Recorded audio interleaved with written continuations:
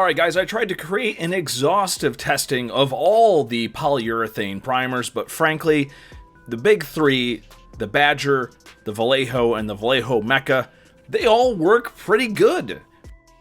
The only difference is that the Vallejo Mecha might obscure details a little bit depending on how you use it. If you're a cheapo like me who does not have an airbrush, pretty much any of these polyurethane primers will work out great for Reaper bones. Again, wash these thoroughly, dry these thoroughly, soak them in rubbing alcohol, and dang it all, they all turned out pretty good. I guess it's just up to personal preference. The Vallejo seems to go on the easiest, the Badger is a little bit runnier, but frankly, the results are pretty much the same.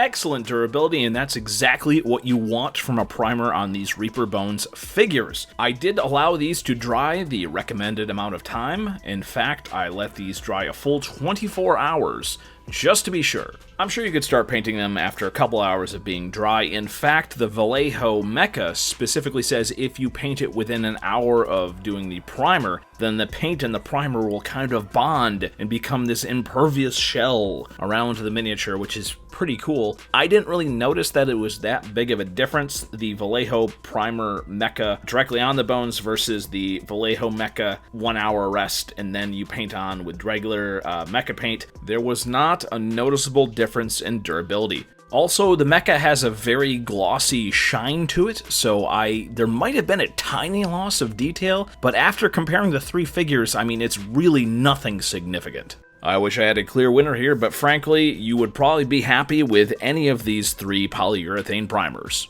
In more negative news, I did try out the much-hyped Vallejo Hobby Paint, the first spray paint from Vallejo, and frankly, it is vastly inferior when considering other primers like Army Painter. I probably would never use this as a primer again. The Reaper Bones black material, which takes any kind of primer well, just, this didn't work nearly as well as the Army Painter one. The durability was not great, so frankly I might use this as like an undercoat or something like that, but I'm definitely not going to use this as a primer. This, despite how it's marketed, this stuff just does not work very well as a primer, even on the Reaper Bones black material, which as far as I can tell, takes pretty much any kind of primer well. And again, my tests were under optimum conditions with the lowest humidity possible, alongside Army Painter primer, which performed amazingly well. So that is my primer update for this evening. If you have any questions or you want me to review any other products, please let me know in the comments below.